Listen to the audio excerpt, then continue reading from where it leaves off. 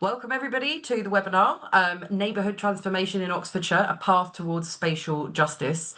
My name is Ruba and I'm going to be your chair today. And if you see me turning to my screen, I'm not ignoring everything that's happening. It's just because I have the participants list, the webinar list, the chat and the Q&A on my left screen. But what I thought we could do while we wait for people to join is just a few housekeeping rules really. So feel free to use the chat function. We'd love to know which county or country you are joining us from. And we are going to be posing you a little question just to start the discussion side of things while we wait for the presentations to start. And the question we'd like to put to you is, what is your understanding of spatial justice? We're curious to know. Hopefully we'll be teaching you lots today as well. So in today's webinar, we're going to be exploring that journey of Makespace Oxfordshire. We get to watch the amazing new refounding video that I say that because I helped work on the script. And of course, you'll be hearing my voice on the video. So you might get sick of this voice by the end of the hour. And then we're going to be talking about the path to spatial justice for Makespace. You'll hear a couple of resident stories, but there will be plenty of time at the end for your questions. So please do use the Q&A function. It should just be at the bottom of your screen. It might, sometimes it's hidden under the more button, but hopefully you'll be able to find it. And if you get lost, please do just chuck it in the chat because we've got a couple of moderators that are able to put that through Q&A as well. So where are we now? 30 attendees, amazing. I'm going to wait one more minute before, or shall I do, let me just intro. Okay, no, and the final thing, sorry, one final housekeeping rule is that we are recording this. So if you have to drop out for whatever reason, or if you want to rewatch it, or hopefully if you want to share it with friends, family and colleagues, then you will get access to it afterwards. So I'm going to do a few bios of the people that you're going to be hearing from today, and then we'll get started because that will lead us into about 2-3 minutes.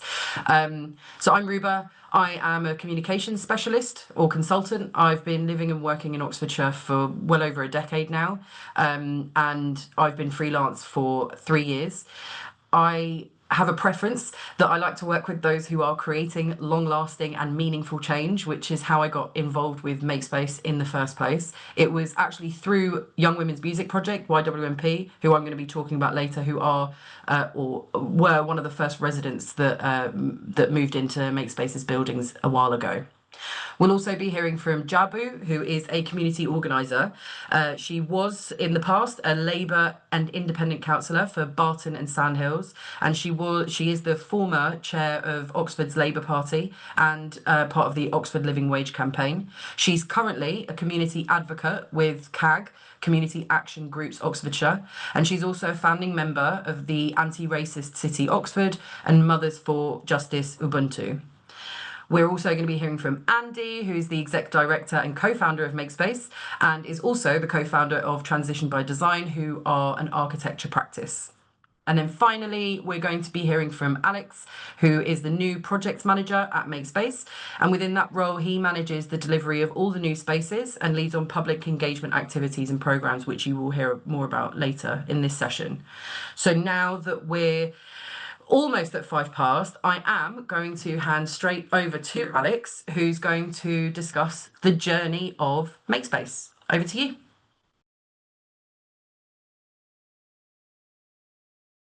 Fantastic. Thanks, Ruba. Yes, hi, my name's Alex Louis, and I'm the new projects manager at Makespace Oxfordshire.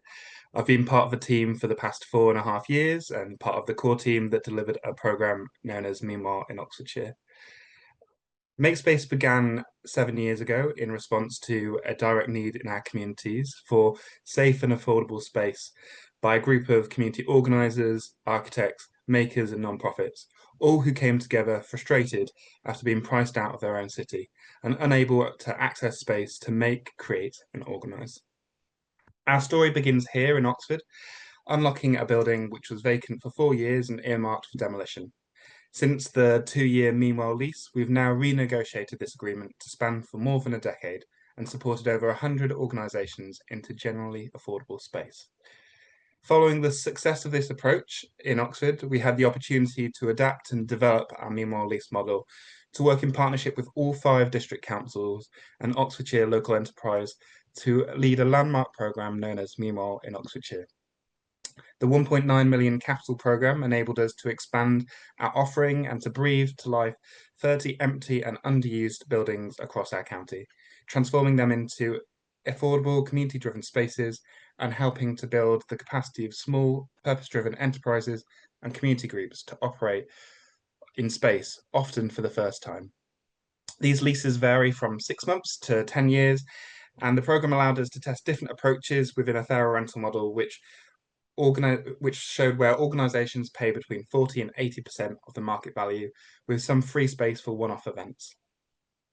The buildings we transformed range from former call centres to Jehovah's Witness churches, retail units, and mortuaries. They're based all across the county and in indoor markets, shopping centres, and suburban streets. Often, multiple organisations are co-located in hub buildings. These are multi-use spaces where groups work side by side to collaborate on ideas, where communities gather to imagine and build possible futures. But crucially, these buildings don't stand alone. They are connected with their neighbourhood spaces through spokes of mutual support, care, connection, and experimentation. And that's what makes them so powerful. Alongside these hub buildings, we've also unlocked smaller spaces. These only house a solo resident, but we call these buildings microsites. Together, we're starting to explore how a hub and spoke model can connect and support the resources across Oxfordshire. To date, we've working collaboratively with lots of different partners. We've unlocked 32 buildings across the county and made space for over 250 purpose-driven groups. Artists, tailors, weavers, makers, architects, community cafes, performers, poets, and organisers, all who want to build a mutually supportive and connected community. Our approach centres this invitation from Umberto Crenshaw, which is what if we considered that the talent and creativity that we need to create, maintain vibrant places already exists locally everywhere. It just needs the conditions to grow and to be nurtured. And one example of one of our hub spaces is the Old Stables in Wantage. This was a former old health centre, and it was visually envisioned as a lifeline for those to live independently in the sheltered accommodation surrounding the site and work in relay with the community hospital, which was 100 metres away, and the care home, which was just around the corner. And the building then later closed, unfortunately, in 2017 due to funding cuts. This building was then derelict for 5 years and heavily vandalised.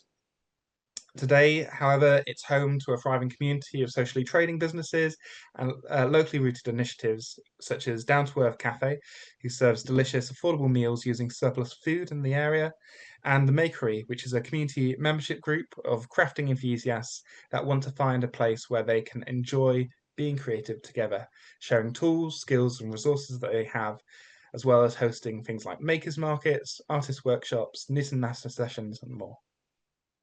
These hubs are anchors in our local community and for seeding transformation on the ground.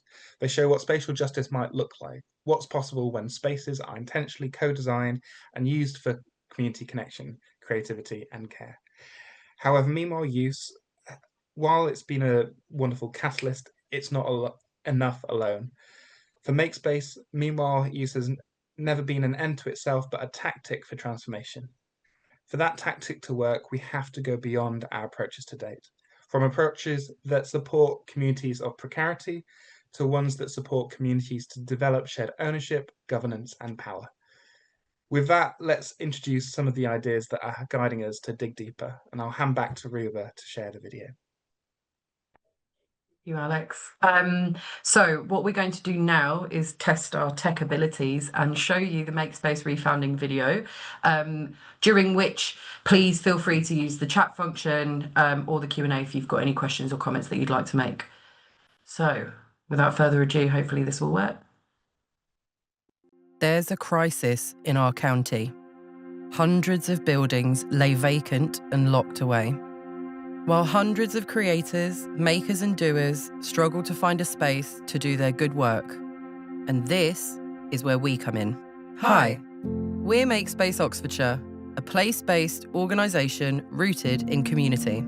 We've been asking ourselves what it would look like if Oxfordshire was a healthy, thriving, ecologically safe and socially just space for all, for generations to come. In the last decade, we've brought 30 vacant buildings back into use and established hubs across the county, making space for over 200 purpose-driven groups, and rising. By doing this work, we've been building up towards a wider systemic change, one of community ownership.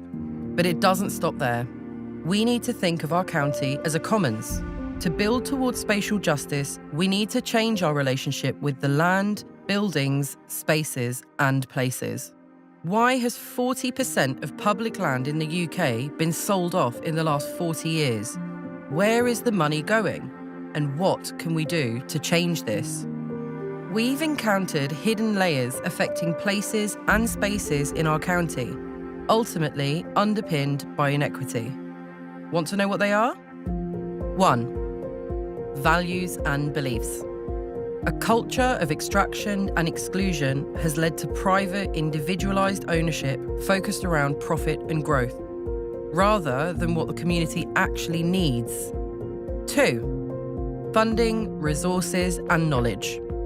Money isn't going to the right places. It's not being shared within neighbourhoods, or it's travelling abroad. 3. Contracts, systems and processes. Business owners are struggling with complex laws which are out of date and inaccessible. We can see that the land and property system is not working for people or our living planet. So what's our alternative? The Makespace approach. Our mission is to unlock spaces and resources, build capacity within communities, influence local governments and power holders to transform the land and property system together. Collaborating locally and nationally, we're working with those developing demonstrator neighbourhood hubs, large spaces that bring lots of groups together to imagine and prototype alternative futures, by creating new forms of social and civic infrastructure that's democratic, regenerative, and interconnected. They already exist in one form or another, but now we want to go deeper.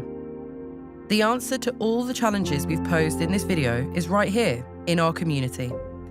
It just needs the right conditions to be nurtured. Makespace Oxfordshire is one part of that process, by helping to create the places and conditions for people to thrive. Join us as we build an alternative future, centering community wealth, climate resilience, and fostering cultures of care and connection.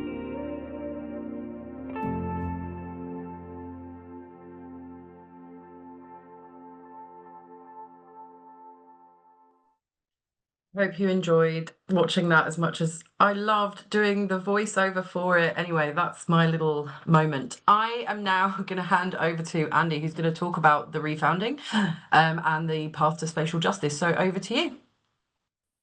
Thanks, Ruba. Thanks, Alex. Hi, everyone. Delighted to see you all. Lots of new names and familiar names popping up on the chat. So that's really wonderful. So there's quite a lot that we've distilled into that 3.5 minutes. So we're going to take a few moments now to unpack it together. And I should probably start by saying, look, we're not trying to bring all the answers here, but rather this is an invitation to a conversation or an exploration around this idea of a North Star being spatial justice.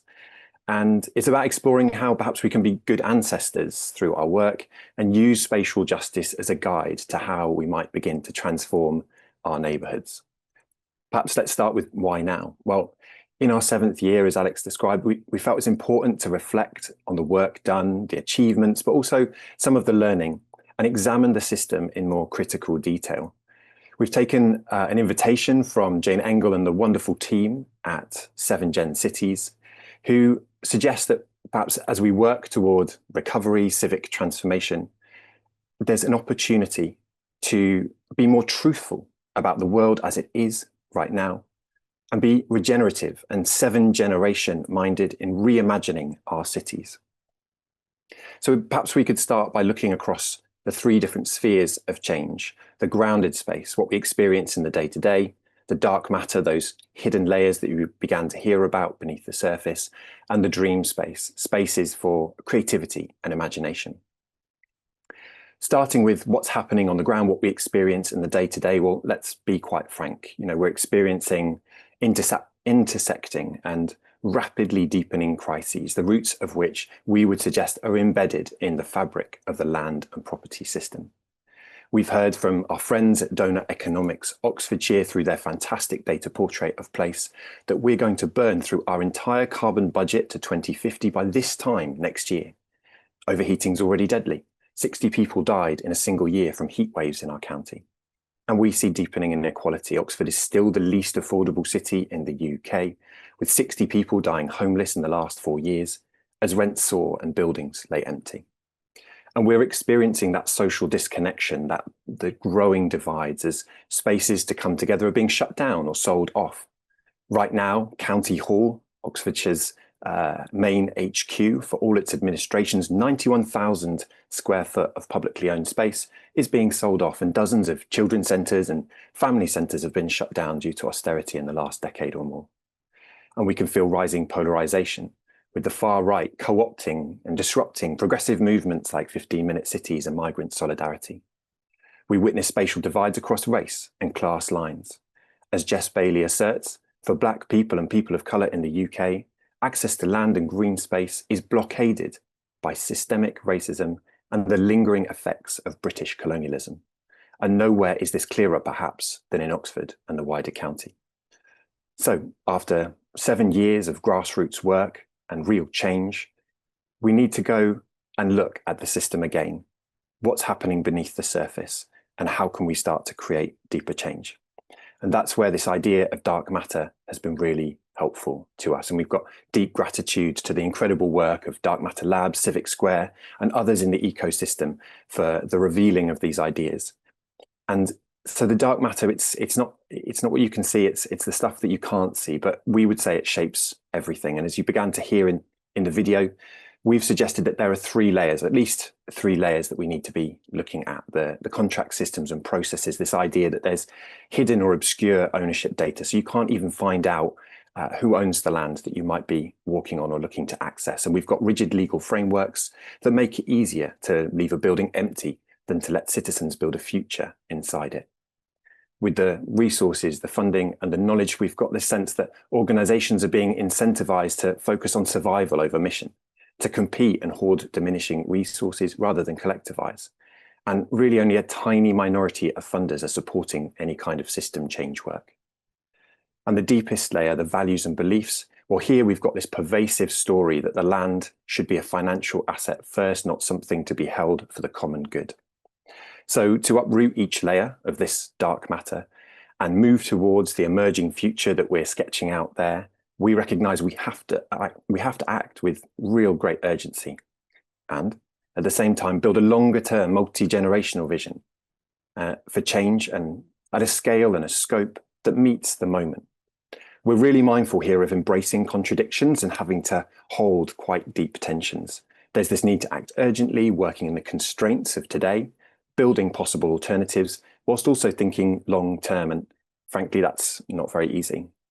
We need to halt the reverse the sell-off of our public land right now. We need to rapidly decarbonise our existing buildings and future development right now. And we need to build community wealth. And we need to recognise the current land and property system is built on colonisation and enclosure, and start to repair our relationship with the land, with each other, and the living world, in order to avoid, as Roman Kusnarek warns us, colonising the future for our children and our children's children as well. And this is where the North Star of spatial justice really helps guide us on a path forward. So we'd suggest that social, ecological, economic, racial and health justice all converge around space. Or as Edward Soja would put it, there's always a spatial dimension to justice. And we'd suggest within that, there are at least 5 dimensions to spatial justice itself. Looking first at the use of the land or the building. And we'd ask, is it for extraction or speculation, or consumption, or is it for growing food and nurturing connections, supporting health or building sustainable homes? And who's shaping it, who's designing it, and in whose interests? Is it detached technocrats and accountants, or perhaps experts working in relation with communities through democratic processes? And what's the governance model? Who's managing these spaces? Is it groups accountable to their local communities or agents operating for profit? And who can access the land or the spaces? Is it physically accessible? Is it welcoming? Does it support different abilities? Is it working hard to build spaces for those that are safer, for those that have been historically or systemically excluded? And finally, who owns it? And how do we move not simply towards community ownership or more democratic forms of ownership, but to actually question the very nature of ownership and property itself? With each of these dimensions, we can begin to ask ourselves if we're moving towards spatial justice or if we're perpetuating existing and historic injustices. And we found a real complement here with the ideas of spatial justice and the fabulous Three Horizons framework from Bill Sharp in guiding us on this path forward, recognizing that not all change can happen at once, but we can start to sow the seeds of the emerging future that we want to bring into being, Horizon 3, and experiment with building it in the present, generating disruptive innovations, Horizon 2, that help accelerate the decline of the current dominant system, this idea of business as usual, or Horizon 1, and hasten the arrival of the future that we long for and that we want to bring into being. And perhaps let's start with being really clear that glimpses or patterns of this emerging future we recognize exist everywhere already. There are glimpses of spatial justice in our existing hubs and microsites and across the 80+ residents in our community using Meanwhile as a catalyst for change.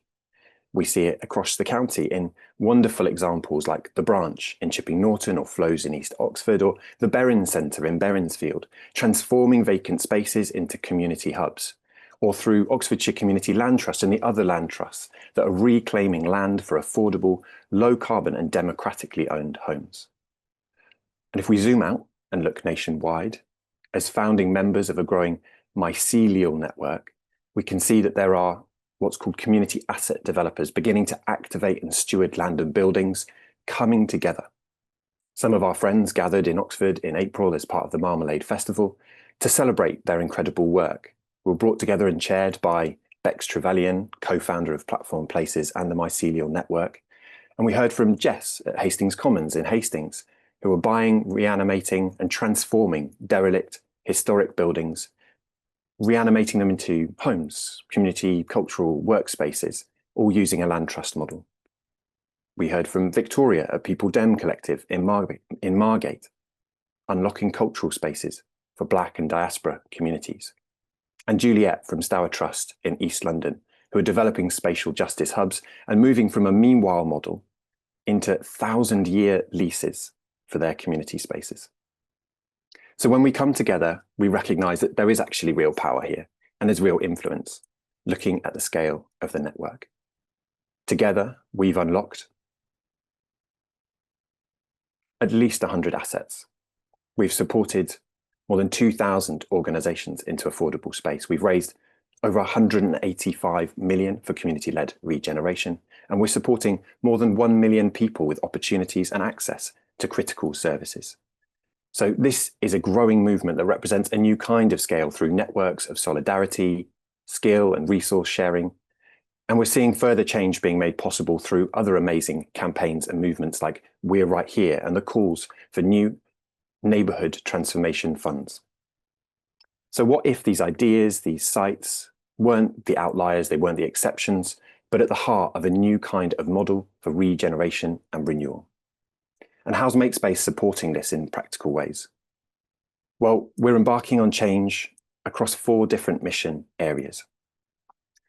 With unlocking, that means we're continuing to unlock space and resources, renewing leases on our hubs, as Alex described, from 2 to 5, even 10 years, to build resilience. And we're engaging in conversations around the longer-term regeneration of these neighbourhoods to ensure multi-generational change. But it's not just about unlocking space.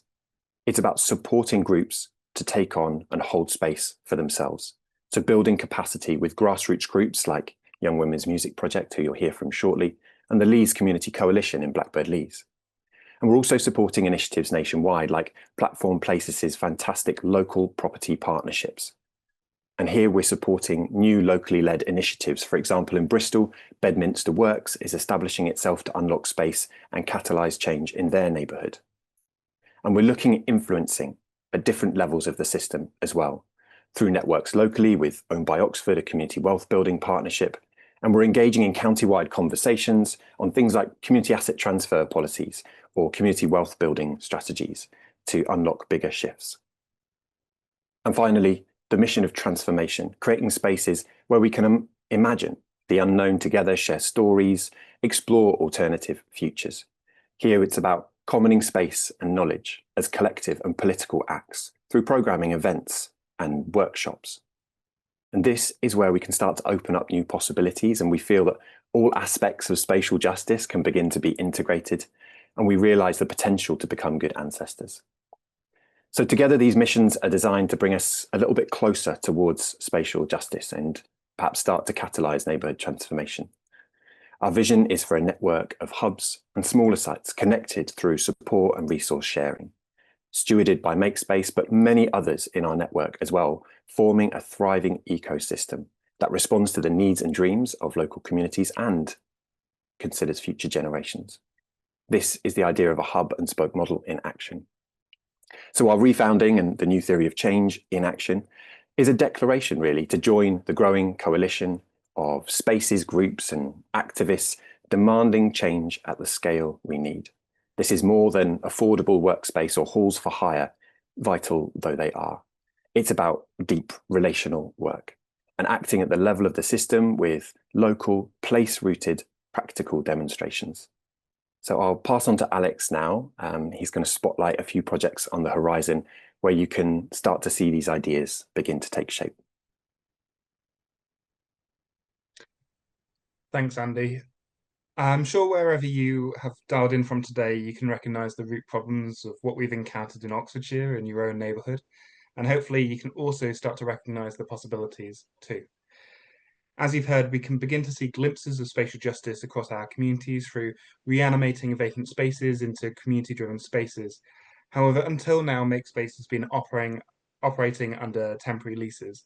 Therefore, our work has been focused on responding to the immediate needs of our community. One of the things that we're particularly excited about is that in 2028, we'll open our first multi-generational space, a spatial justice hub that will steward with communities for the next 40 years. The space's vision is to be a place where people can learn, celebrate culture and creativity, develop skills and come together as citizens to tackle the big challenges of our time, building local knowledge and local power. As part of this, we're using the 5 dimensions of spatial justice that Andy described as a guide to ensure that we're democratising the design of the space so that it's shaped, managed and accessible to the community. One of the ways that we're holding ourselves to account on this is by working alongside a community advisory board, which is at the heart of guiding Makespace's engagement process on this project, and who help to identify what does a civic space co-designed for the community look like. We're also undergoing citywide experiments that will prototype the future use of events and activities called Common Futures.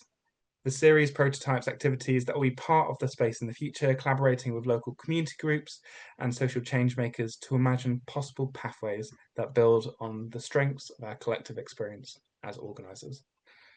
One of the examples of a session carried out last month was with Oxford Poetry Library, who ran a creative zine and poetry session that looked at mapping our memories and histories of Oxford. In it, we heard stories of Oxford, such as saying good morning to the heron that stands by Botley Bridge, sharing cheese and crackers with mum in the park, and long lost stories of a grandparent that was run over by a cattle cart in Gloucester Green Market. Another session coming up is a citizen science and art session carried out in partnership with Thames 21 and an artist, Anya Glazer. These events are taking place as part of Common Futures and helping to build deeper connections with our city and our community partners while exploring themes such as stories of place, regenerative futures, and city change-making in tangible ways. The development of the Common Futures programme is helping to create infrastructures of imagination that are encouraging our citizens to learn, share, and discover with us.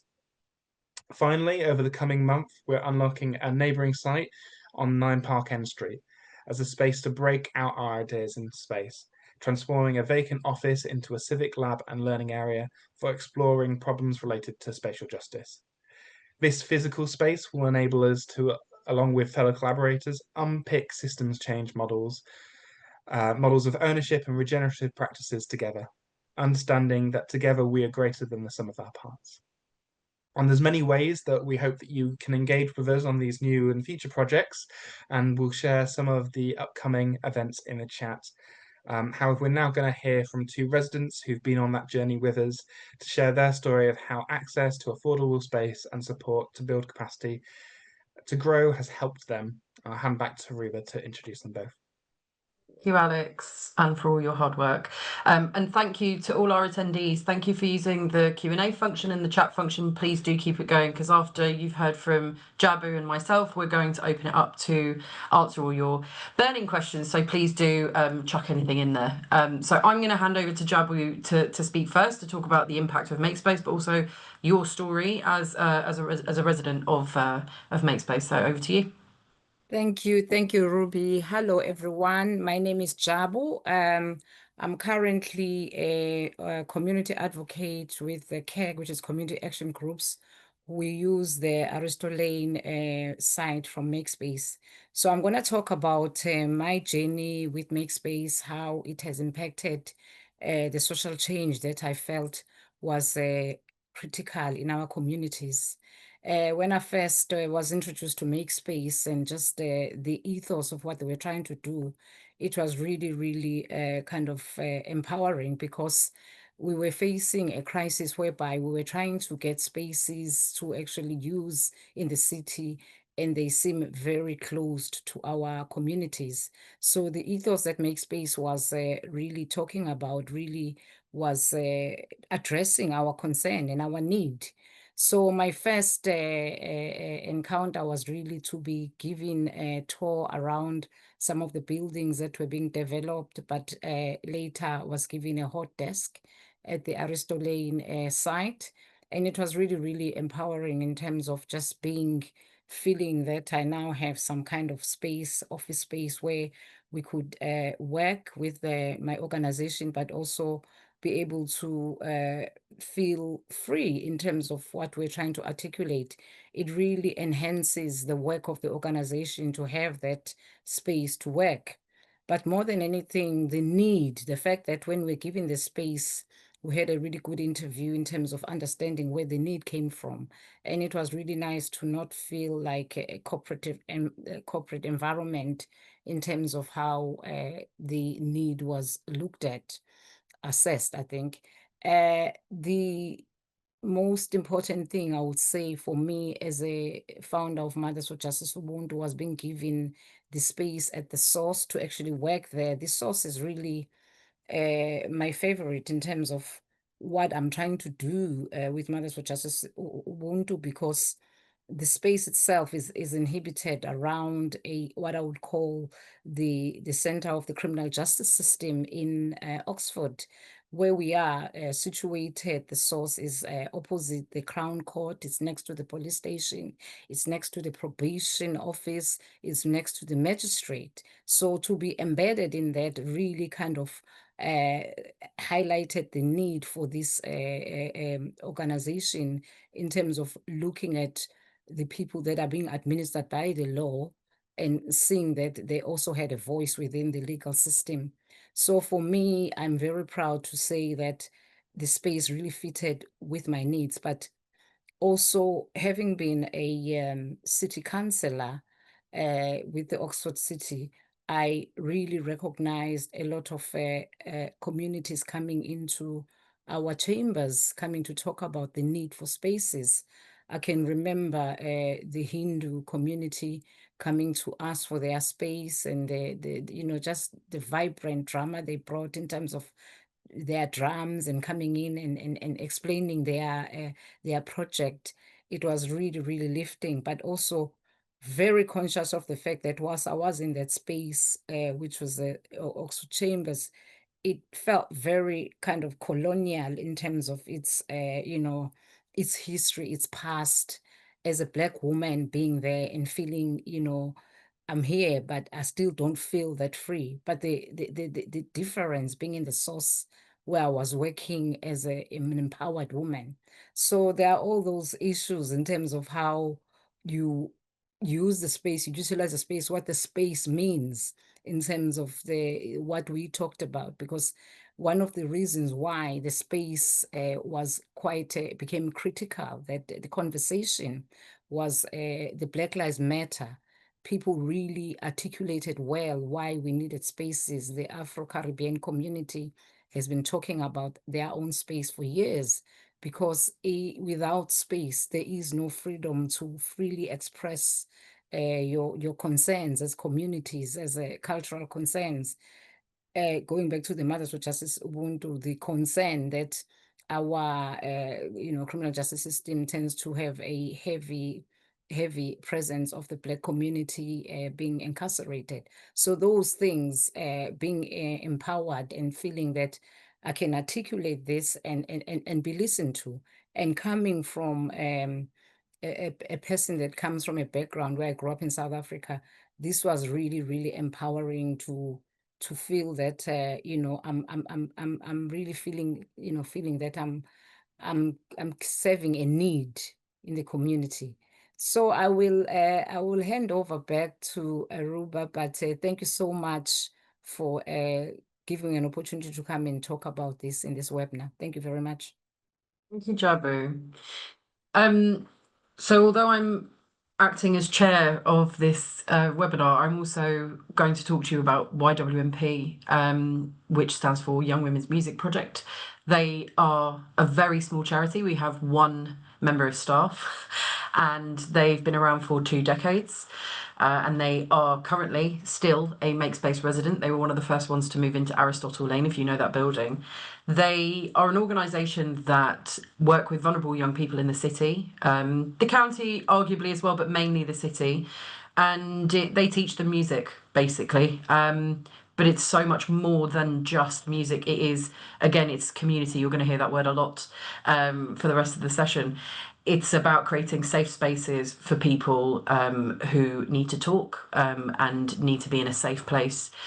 So the reason YWMP is a really nice resident story, I think, is because up until Aristotle Lane and Makespace Oxford came along, YWMP was literally in cupboards in community centres. They never had their own space. They had to chuck guitars and drum kits in the back of people's cars and keep them there every week before they did their hangouts.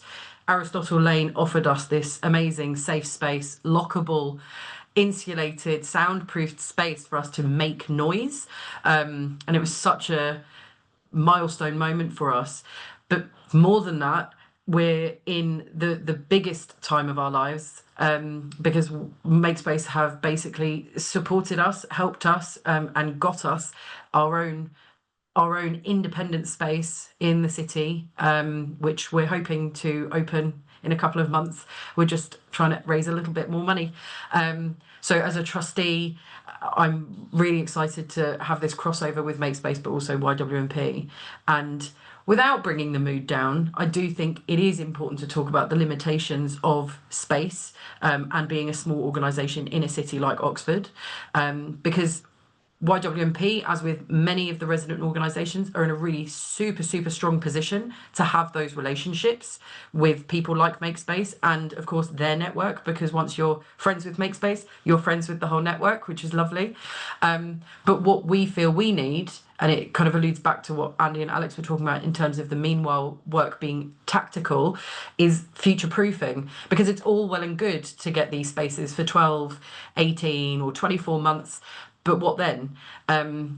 Small organisations will always work, well, I say always without being too melodramatic and negative, but I feel like they will always have to be a bit hand to mouth, but they can't really keep functioning that way. Funding is getting harder to raise.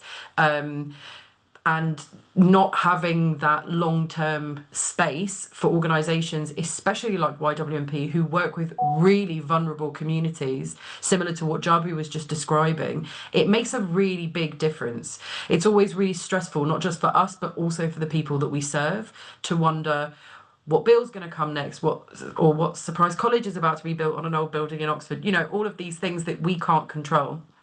So I feel like getting access is part one of the route for these small organisations, but then parts 2, 3, 4, and so on are what I feel we all need to concern ourselves with, and I mean that as the bigger picture, which is why I personally feel like more organisations like Makespace need to exist, because not only are you able to make those buildings accessible to us, but you help us understand how the system works, what paperwork needs to be done, what contacts we need to talk to. And I feel like it maybe hasn't been explicit enough, but all of us speaking today, and I'm sure a lot of you that are attending, we all need that financial support. It feels like so many of these grassroots, community-focused organisations who are making major changes to our lives, our environment, our society, are always the ones to then have to suffer from financial hardship. So I'm not going to end on a really negative note, and I can see that there's a lot of questions coming up in the Q&A, which I'd really like to get to, and this is another opportunity for you to take advantage of that.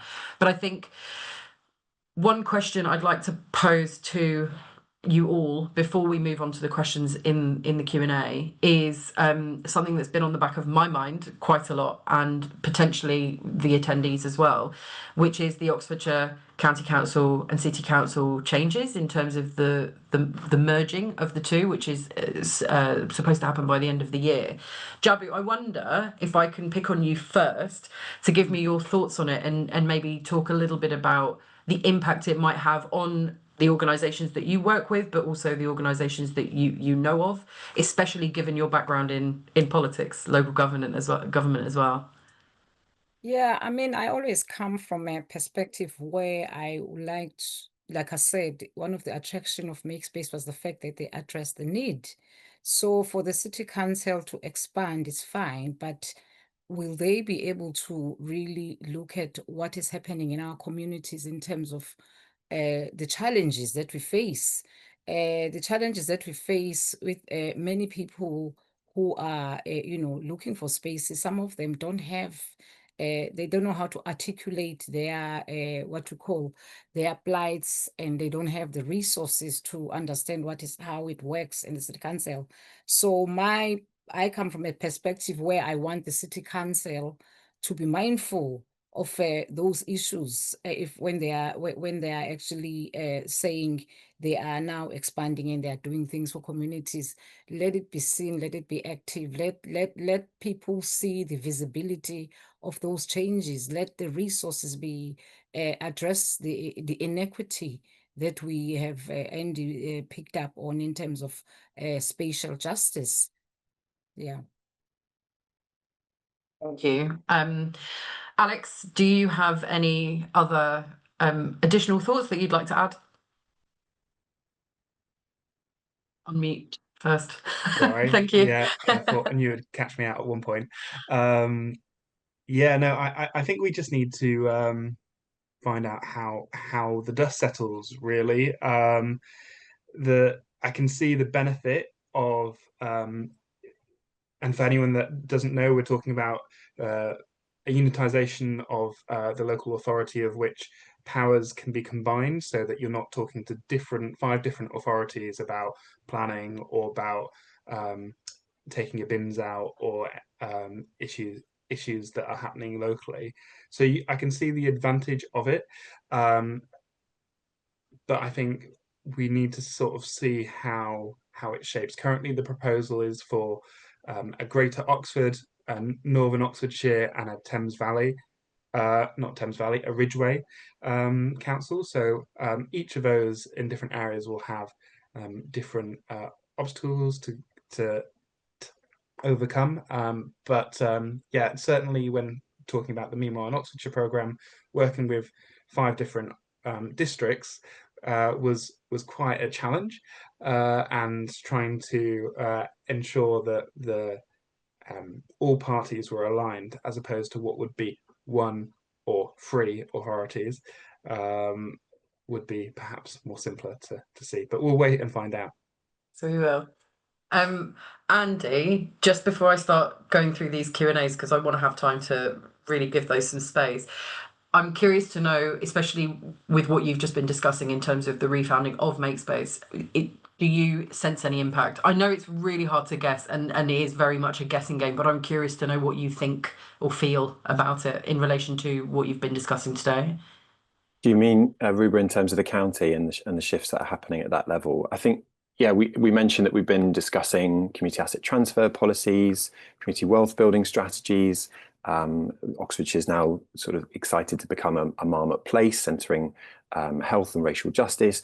Fantastic. So all of these are feeling like really progressive noises and some activity coming out.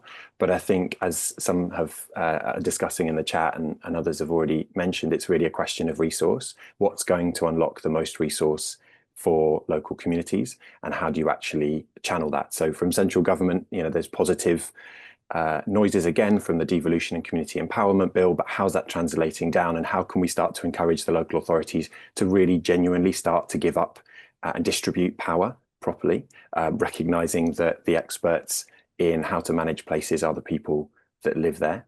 And I think really sort of one of the areas of work that's inspired us is from Christian Oni and Sheila Foster, who've written on the idea of co-cities, where co-production is centered in the relationship between civil society and local authorities. And there's a much more meaningful relationship built on trust.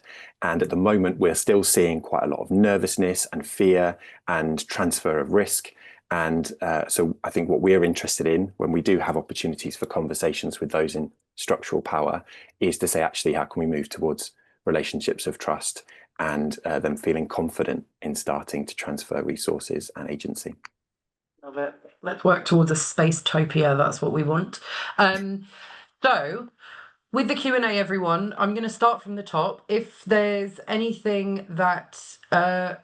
oh no, actually, hold on. Most upvotes, that's what I'm going to do. Right, so that's what I was going to suggest. So you've all beaten me to it. I'm going to start with Deborah. And for the panel, in case you can't see it, I'm going to read it out just to make life easier.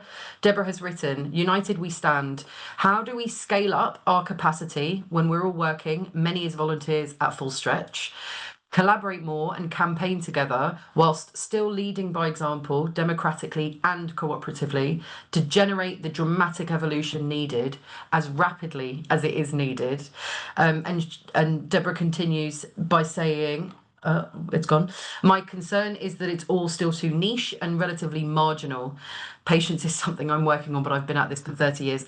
Amen, Deborah. Patience is not something I know much about." So if I can ask the panel, how would you suggest scaling up the capacity to generate this evolution that we need? Any ideas?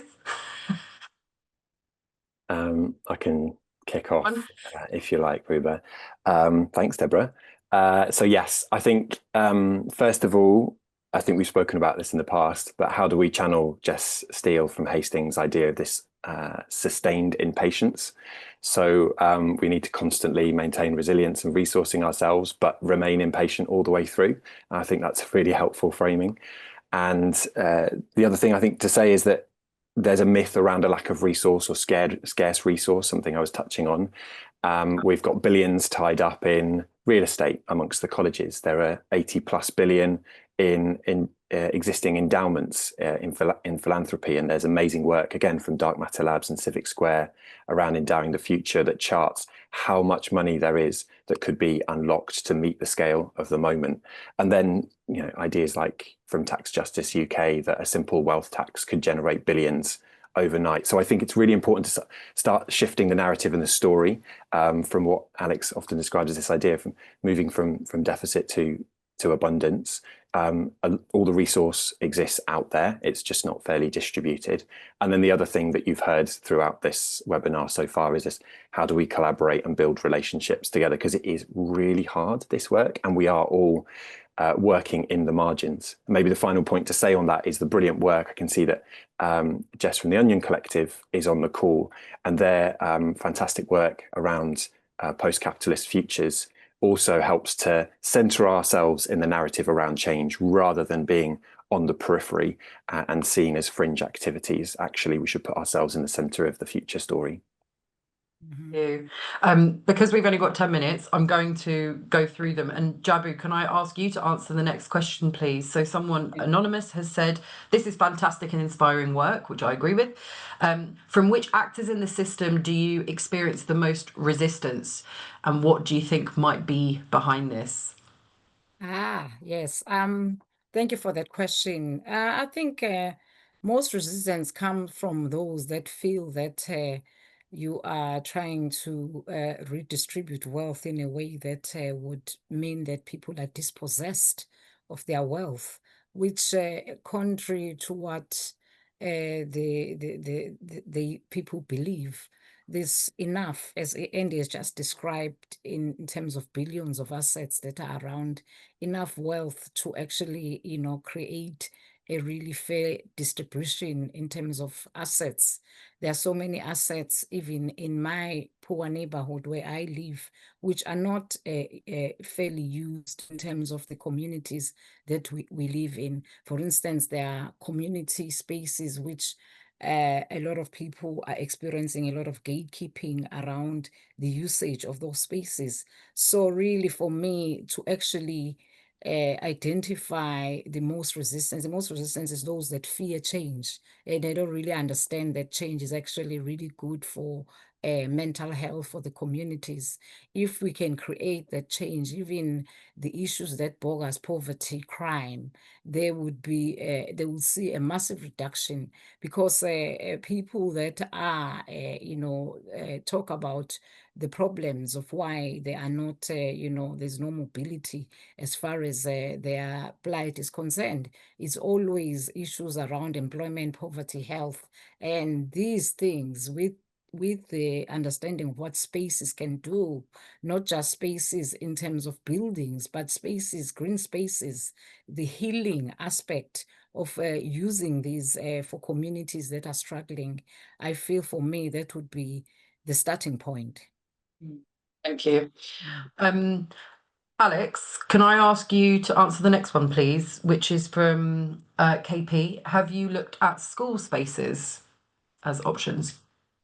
So within the Meanwhile project, we looked at a school in Kidlington, and we also have looked at other schools across Oxfordshire and the challenges of what those spaces are. And I think someone else asked, I think Katie Pierce asks as well, how many spaces might be used for Meanwhile that are in poor condition, especially heritage buildings, and often these buildings that are more infrastructural buildings like old schools have a degree um, of having to upgrade them and retrofit them.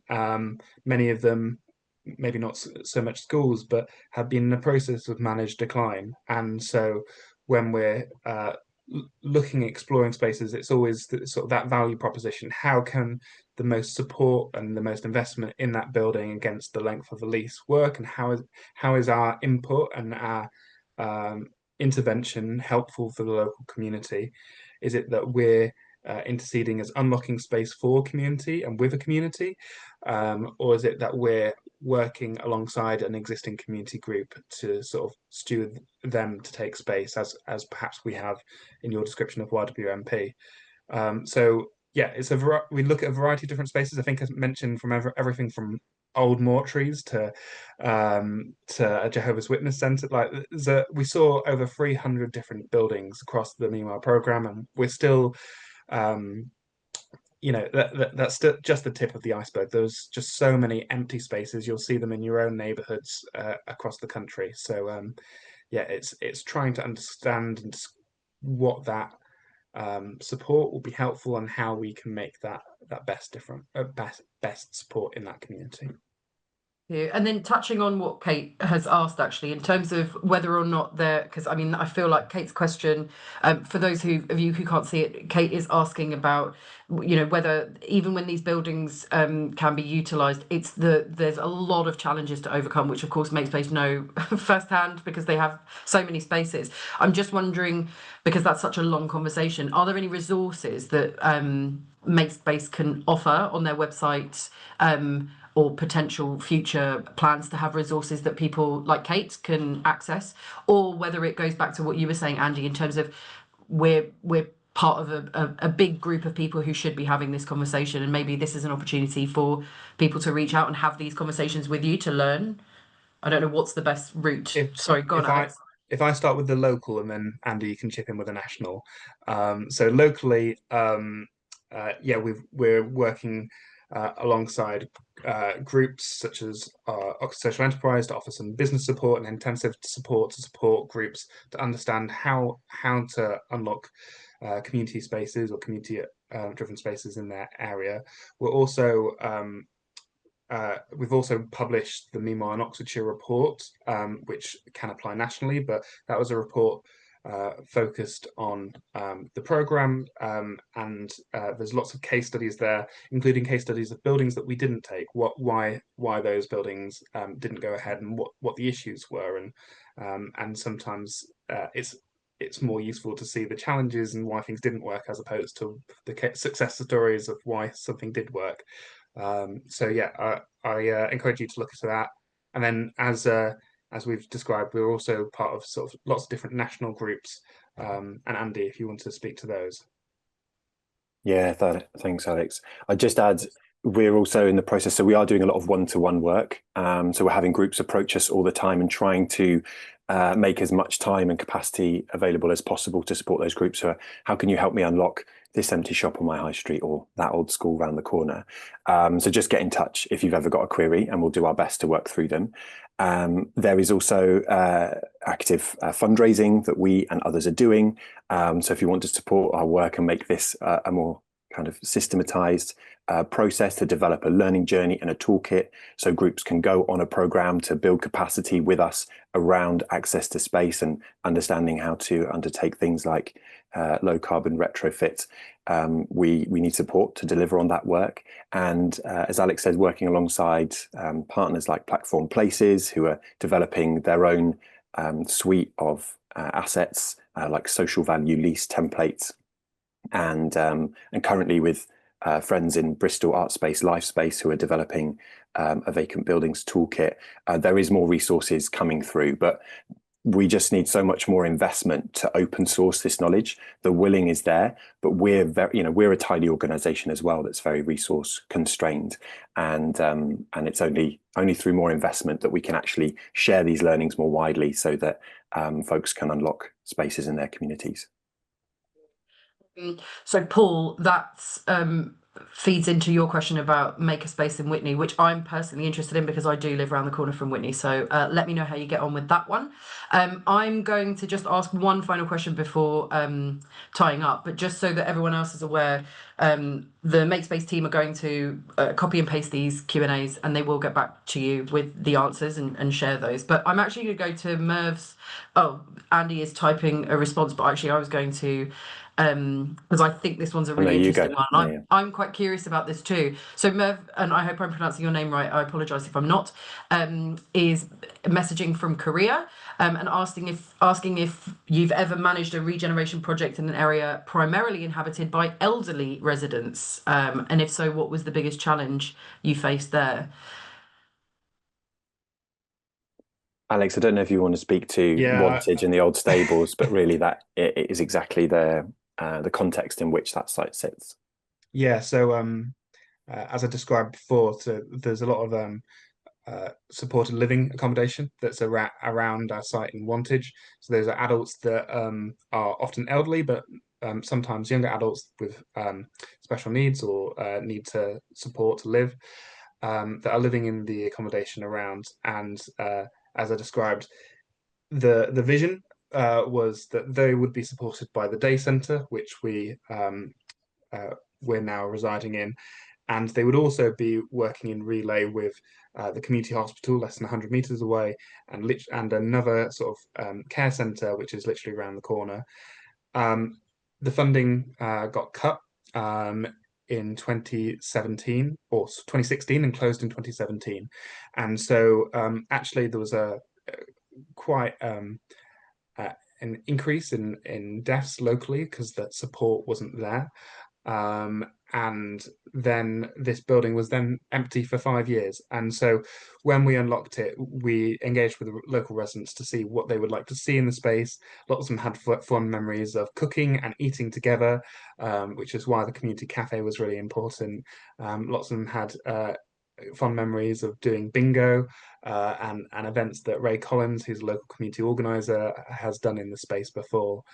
But really, it was quite a vast site that was completely covered in fencing and hoarding.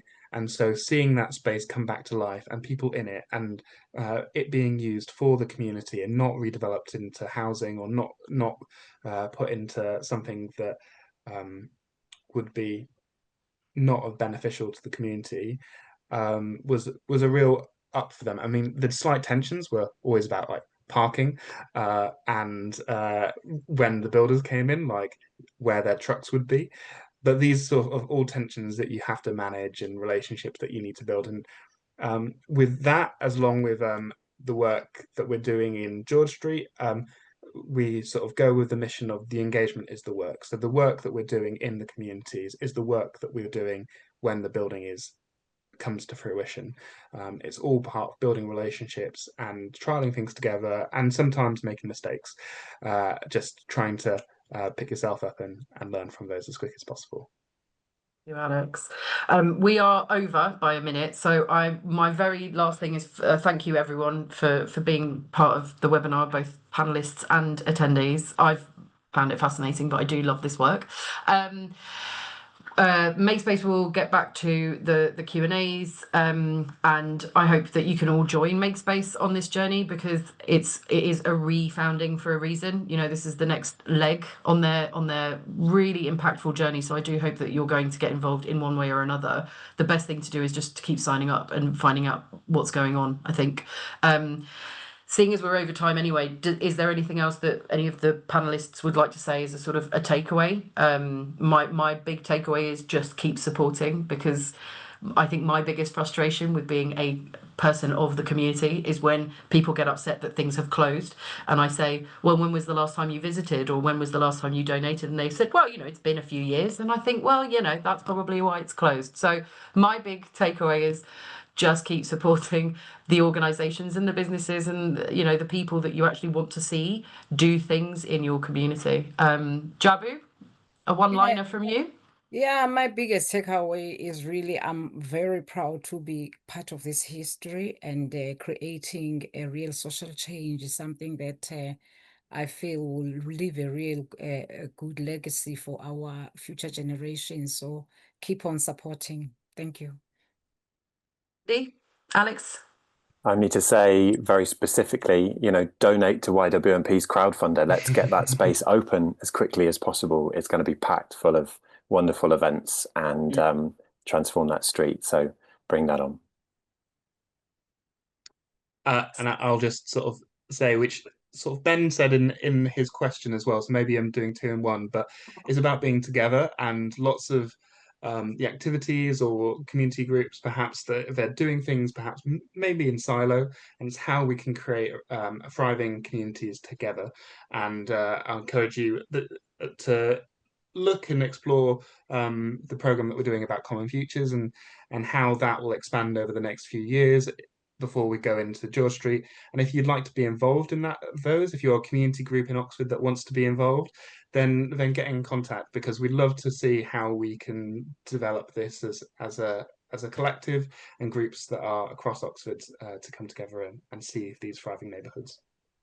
Brilliant. Thank you, Alex. I was just checking. Christiana's very handily putting everything in the chat. So thank you, everybody, because I think there's still quite a few of you there. And I hope you have enjoyed your lunch break with us, and we'll see you all soon.